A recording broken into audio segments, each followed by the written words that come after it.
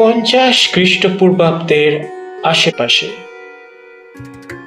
সুউচ্চ খিলানে ঘেরা রোমের কাছেই তার বাগানবাড়ির ছাদে এক শীতের বিকেলে রোমক ঐতিহাসিক প্লিনি রচনা করছিলেন এক গাথা। তার সময়ের থেকে 100 বছরেরও আগেকার এক রাজার কথা, এক বীরের কথা, যিনি একজন রাজাও ছিলেন বটে। প্লিনির সময় রোমক সাম্রাজ্যের যে আয়তন ছিল তার প্রায় সমান সমান বড় ছিল এই সম্রাটের সাম্রাজ্য। দক্ষিণ ভারত থেকে পারস্য ও মধ্য এশিয়ার কিছু অংশ পর্যন্ত এই মানুষটি, মানে এই ভারতীয় সম্রাট যার কথা প্লিনি লিখছেন, জয় করেছিলেন। তার সেনাবাহিনীতে নাকি 6 লক্ষাধিক সৈন্য ছিল। এটা কি করে হয় ভাবছিলেন প্লিনি, যখন এই 49 খ্রিস্টপূর্বাব্দের অনুমান মতে পৃথিবীর মোট জনসংখ্যা 3.5 কোটির বেশি নয়। 6.5 লক্ষের সৈন্যবাহিনীকে খাওয়ানো পরানো, মাল মশলা জোগাড় করা, লোকবল প্রদান করার মতো যে জনসংখ্যার প্রয়োজন ছিল, তা কি তাহলে প্লিনির 300 বছর আগেকার ভারতবর্ষে ছিল? ভাবতে ভাবতে এই শীতের দুপুরেও ঘেমে ওঠে প্লিনির শরীর। কোনো হিসেব যে মিলছে না। এ কেমন রাজা ছিল রে বাবা এই লোকটা, যার নাম ছিল স্যান্ড্রোকোট্টাস, যাকে ভারতীয়রা চন্দ্রগুপ্ত মৌর্য বলে ডাকত। তার উপর আবার নাক টিপলে দুধ পড়ে এমন বয়সের কিছু মাত্র বেশি বয়সে এই স্যান্ড্রোকোট্টাসের এত কীর্তি। তারপর আবার ছিল এই সম্রাটের 9000 যুদ্ধবাজ হস্তি, 9000 হাতি ও 30,000-এর বেশি অশ্বর জন্য ঠিক কতটা খাদ্য ও যত্ন লাগত, কতটা লোকবল। মূল সৈন্যবাহিনীর কথা তো ছেড়েই দেওয়া গেল।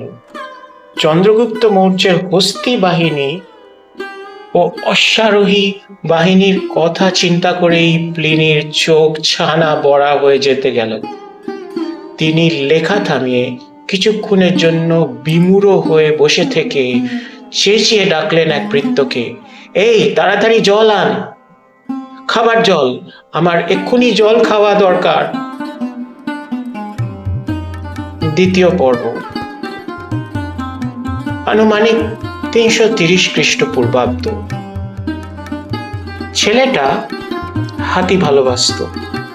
উচ্চতায় অল্প খাটো, একটু নাদুস নুদুস চেহারার ছেলেটি ছোটবেলা থেকে তার যাবতীয় সময় ভাগ করে নিত দুটো জিনিসের মধ্যে: বন্ধুদের সঙ্গে রাজা রাজা খেলায়, যেটায় বটগাছের শেকড়ের কোলে একটা নোংরা কাপড়ের পাগড়ি মাথায় দিয়েই তার বন্ধুরা আর সে দেশের পর দেশ জয় করে নিত সমস্ত শত্রুপক্ষকে পিষে। আর বিভিন্ন জন্তুর দেখাশোনায়, বিশেষ করে হাতি আর ঘোড়ার দেখাশোনায়। নিজের মাকে আপ্রাণ ভালোবাসত ছেলেটি, কিন্তু মায়ের কথা অমান্য করে রাত দিন টো করে ঘুরে বেড়াতো বলে তার দারুণ বকুনিত জুট্টোই সঙ্গে লোকের মুখে বদনামও ছড়িয়ে পড়েছিল তার দুর্ধর্ষ ডানপিটে বলে। মা ছিলেন তার, সত্যি বলতে কি, পাটলিপুত্রে মগধের রাজ হেঁসেলের এক তত্ত্বাবধায়িকা, সোজা কথায় রাজা সম্রাট ধননন্দের চাকুরে।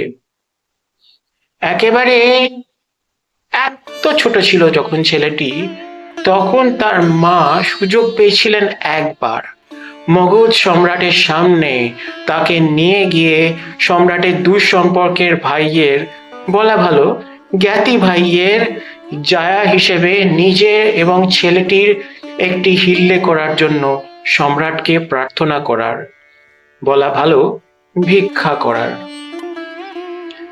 মুরা মানে ছেলেটির মার এই প্রার্থনা শুনে সম্রাটের দাম্ভিক ললাটে দুটি ভ্রুযুগল রচনা করেছিল অবহেলায় ভরা বক্ররেখা।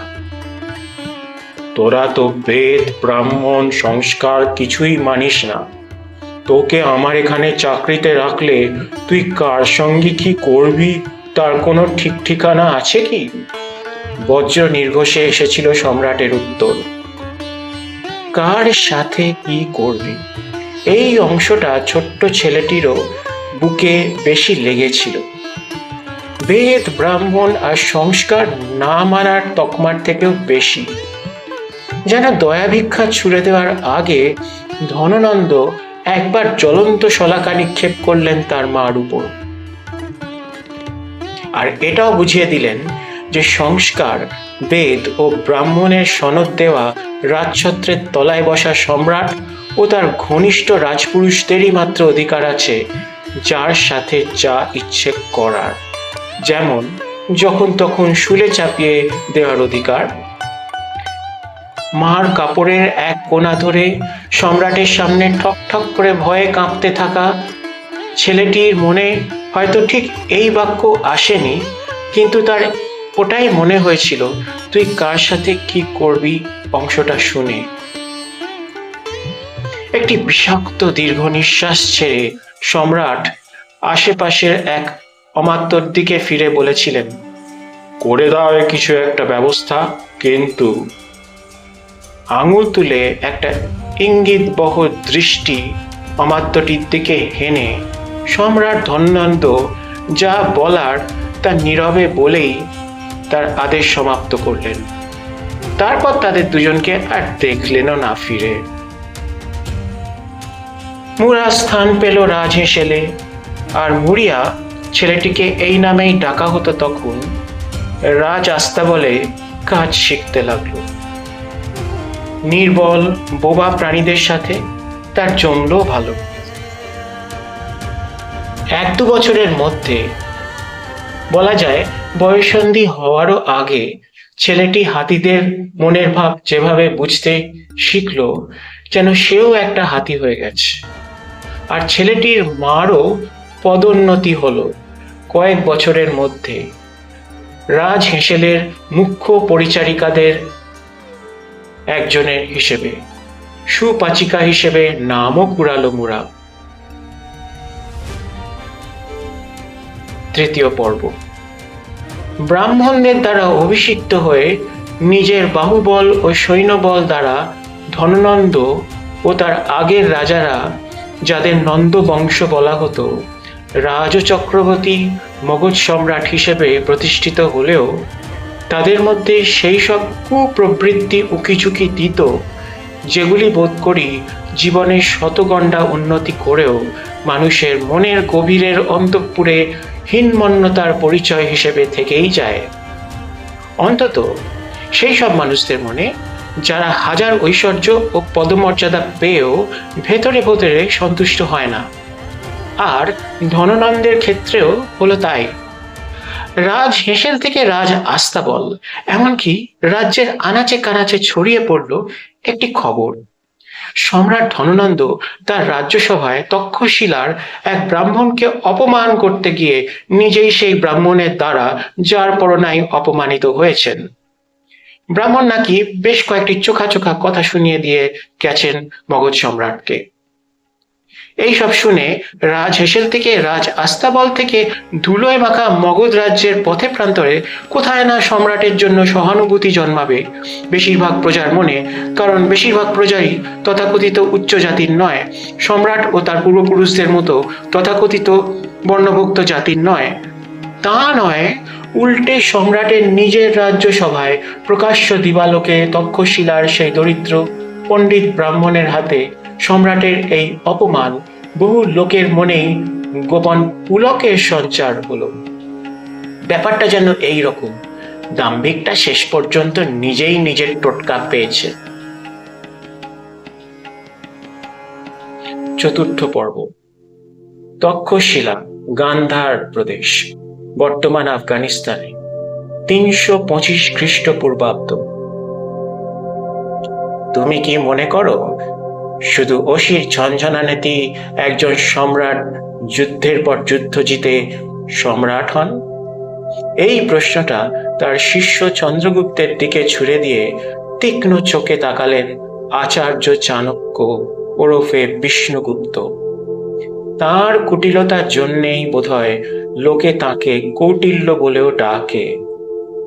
মনে মনে বিষ্ণুগুপ্ত, সেই ব্রাহ্মণ যিনি মগধের রাজ দরবারে লাঞ্ছনার সামনে রুখে দাঁড়িয়েছিলেন, ভাবছিলেন, মুরিয়া নামে যে ছেলেটি একদিন তক্ষশিলায় তার কাছে সুদূর মগধ থেকে বিদ্যা ভিক্ষা করতে এসেছিল, তার মুরিয়া থেকে চন্দ্রগুপ্ত মৌর্যতে যে রূপান্তর হয়েছে এই বছরে, সেই সময়টা কতই না অল্প, অথচ এই অল্প সময়ে গুরু আর শিষ্যের মধ্যে আদান প্রদান হয়েছে কতই না ভাবের, শুধুই জ্ঞানের নয়, সমগ্র প্রকৃতি এবং মানুষের ব্যবহারে লুকিয়ে আছে নানা অজানা সংকেত। এমনকি সমস্ত জীবজগতেও আচার্য, সেগুলি যিনি অনুধাবন করতে পারেন তিনি প্রকৃত সম্রাট হওয়ার যোগ্য। কেননা সম্রাট হতে গেলে, রাজ্যের পর রাজ্য জয় করে সে পথে অগ্রসর হতে গেলে, যে পথে সমস্ত ভারতভূমি আমার সামনে নত হবে, আমাকেও হতে হবে মহাযোদ্ধা, এবং তিনি মহাযোদ্ধা যিনি মহারসিক। এই কারণেই তো অসি চালনা, অশ্ব চালনা, গুপ্ত মন্ত্রণা, 64 কলার গুরুতত্ত্ব, জ্যোতির্বিদ্যা, গণিত, ব্যাকরণ এবং চিকিৎসা শাস্ত্র অতিরিক্ত আপনি আমাকে সঙ্গীত শিল্প, নৃত্যগীত এবং নাট্যশিল্পর পাশাপাশি করার দিকে বিশেষ করে দিয়েছেন গুরুত্বে। উত্তরে এই কথাগুলি বলে থামল যুবক মুরিয়া ওরফে চন্দ্রগুপ্ত। আচার্য বিষ্ণুগুপ্তের জ্ঞানার্জনের পন্থা অবলম্বন করে চন্দ্রগুপ্ত ততটাই চন্দ্র অর্থাৎ মানুষের সুষম ও সুকোমল দিকগুলি রপ্ত করেছেন যত না গুপ্ত দিকগুলি রপ্ত করেছেন। সব মিলিয়েই না হয়েছেন তিনি চন্দ্রগুপ্ত। আচার্য চাণক্য তার শিষ্যের উত্তরে সপ্রশংস দৃষ্টিতে তাকালেন তার দিকে, তারপর বললেন, তুমি যা যা বললে তা সবই উত্তম, সবই সঠিক, কিন্তু সত্য এই যে সাধারণ থেকে সম্রাট হতে যে উত্থানের প্রয়োজন, বিশেষ করে তোমার ক্ষেত্রে, তার জন্য আরেকটি জিনিস প্রয়োজন, আর তা হলো নিজের বাস্তব সত্তাকে অনুধাবন করা, তাকে সচেতন করে তুলে তাকে তোমার প্রকাশিত ব্যক্তিত্বের অংশ করে তোলা। এই যেমন তোমাকে আমি শিখিয়েছি কিভাবে তোমার মেষপালক, অশ্বপালক, আস্তাবলের সত্তাকে সর্বতোভাবে তোমার ভাবী ভারত সম্রাট চরিত্রের অধীনস্থ করা। যেই সম্রাট চরিত্রের প্রধান রস তুমি টানতে থাকবে তোমার পূর্বপুরুষদের সেই সত্তা হতে, যখন তারা সত্যি রাজা ছিলেন, সম্রাট না হলেও আঞ্চলিক রাজা তো ছিলেনই, এবং বৃক্ষ নিজ শিকড় দিয়ে মাটিতে থাকা নানা রস আস্বাদন করে তা সব দিয়ে নিজের পুষ্টিবর্ধন করে বিরাট সুশীতল মহীরুহে পরিণত হয়, যেমন তুমিও তেমনি যুবক চন্দ্রগুপ্তে পরিণত হবে। বিরাট ভারত বটবৃক্ষ সমগ্র ভারতকে সুরক্ষা ও সুশীতল ছায়া প্রদানকারী রাজাধিরাজ চন্দ্রগুপ্তে। কথাগুলি শেষ করে হাসলেন বিষ্ণুগুপ্ত। তার সামনে দাঁড়িয়ে থাকা যুবকটি শুধু বর্তমান মগধ সম্রাট, তাকে অপমানকারী ধননন্দের উপর প্রতিশোধ নেওয়ার মাধ্যমে নয়, উপরন্তু সে তার নিজের সারা জীবনের দেখা স্বপ্ন, আদর্শ অখণ্ড ভারত নির্মাণের মূর্তিমান পন্থাও। আর চন্দ্রগুপ্ত নিজ গুপ্ত সত্তার অন্বেষণে অগ্রসর হয়ে তার ভবিষ্যৎ রাজত্বকালের শেষ বেলায় সবকিছু ত্যাগ করে দক্ষিণ দেশের শ্রাবণ বেলগোলায় এতদিন দেহত্যাগ করবেন। তবে তা এই মুহূর্তে নয়, তা হতে তক্ষশিলার এই সুস্নিগ্ধ বিকেলবেলা হতে আরো 60 বৎসর কাল বাকি আছে। আচার্য চাণক্যের সামনে দণ্ডায়মান বর্তমান মুহূর্তে চন্দ্রগুপ্ত শুধু হাতি ভালোবাসতে, তাদের গোপন ভাষা অনুধাবন করতেই প্রবৃত্ত নয়, সে হাতির পিঠে চেপে দেশের উপর প্রাধান্য করতেও উদ্যত। 320 খ্রিস্টাব্দ, মগধ, সম্রাট চন্দ্রগুপ্ত মৌর্যের রাজসভা। গ্রিক ঐতিহাসিক মেগাস্থিনিস তাকিয়ে দেখছিলেন তার সামনে সুউচ্চ ময়ূর ছত্রধারী রাজসিংহাসনে উপবিষ্ট মগধেশ্বর চন্দ্রগুপ্তের নয়, তার কাষ্ঠ নির্মিত রাজসভার জাঁকজমককেও। যাদের থেকে তিনি চোখ সরাতে পারছিলেন না তারা হলো সম্রাটের দেহরক্ষীরা, যারা সকলেই নারী। মেগাস্থিনিসের নিজের জন্মভূমি গ্রিসে এই কথা চিন্তাও করা যায় না যে নারীরা সম্রাটের দেহরক্ষী হবে। গ্রিস মানে, যার এই 4th খ্রিস্টপূর্বাব্দে নাম হেলাস, যে সভ্যতা জ্ঞানে বিজ্ঞানে বস্তুত সমস্ত রসে ভারত ও মিশরের সমকক্ষ হওয়া সত্ত্বেও এই একটা দিকে আর্যাবর্তের থেকে পিছিয়ে। আফসোস করলেন মেগাস্থিনিস সম্রাট চন্দ্রগুপ্তের মহিলা দেহরক্ষীদের দিকে তাকিয়ে থাকতে থাকতে। বিপ্রবর মেগাস্থিনিস কোন চিন্তায় নিজেকে হারিয়ে ফেলেছেন? সহাস্য কণ্ঠে চন্দ্রগুপ্তের এই হঠাৎ প্রশ্নে সম্বিত ফিরল ইন্ডিকার রচয়িতা গ্রিক রাজদূত মেগাস্থিনিসের। দেখলেন সম্রাট তীক্ষ্ণ চোখে চেয়ে আছেন তারই মুখের দিকে, তার ঠোঁটে হাসি। আমতা আমতা করে জবাব দিলেন মেগাস্থিনিস, না মানে, ভাবছিলাম যে আপনাদের ইন্ডিয়াতে আপনারা নারীদের, কিন্নরদের ইত্যাদি সামাজিক বর্গদের কত গুরুত্বপূর্ণ পদে বহাল করেছেন, অথচ আমাদের গ্রিসে ডেমোক্রেসিয়া বা গণতন্ত্র থাকা সত্ত্বেও আমরা নারীদের কোনো গণতান্ত্রিক নির্বাচনে, মানে আমাদের ওখানে এথেন্সে এখনো মতাধিকার প্রয়োগ করে নির্বাচনে অংশ নেওয়ার অধিকার দিইনি কেন? উত্তরে প্রশস্তভাবে হাসলেন সম্রাট চন্দ্রগুপ্ত। সেটা ছিল গর্বের হাসি, কিন্তু তার ভ্রুযুগল কুঞ্চিত হলো এক নতুন চিন্তায়। গ্রিকেরা এখনই এই 300 খ্রিস্টপূর্বাব্দে ভারতকে, আর্যাবর্তকে ইন্ডু বা ইন্ডিয়া বলে ডাকতে শুরু করেছে। তার নিজের প্রচেষ্টায় নির্মীয়মান অখণ্ড ভারতকে তাহলে ভবিষ্যতে সমগ্র বিশ্ব কি নামে ডাকবে? অবশ্য নামে কি আসে যায়, হাতিদের ক্রীড়া দেখতে যাওয়ার জন্য আসন থেকে উঠতে উঠতে ভাবছিলেন চন্দ্রগুপ্ত। যতদিন না তার এবং আচার্য বিষ্ণুগুপ্তের নির্মিত ভারতাত্মা অখ্যাত থাকে। অবশ্য সম্রাটের নিজের মনে ভবিষ্যতের ভারতের জন্য একটা উপযোগী নাম ঘুরপাক খাচ্ছিল, গড়চিত্ত সুবর্ণ, গজচাবর্ত। হাতি জন্তুটা যে তাকে এতই আকর্ষণ করে তিনি তাদের জন্তু বলে ভাবতেই পারেন না।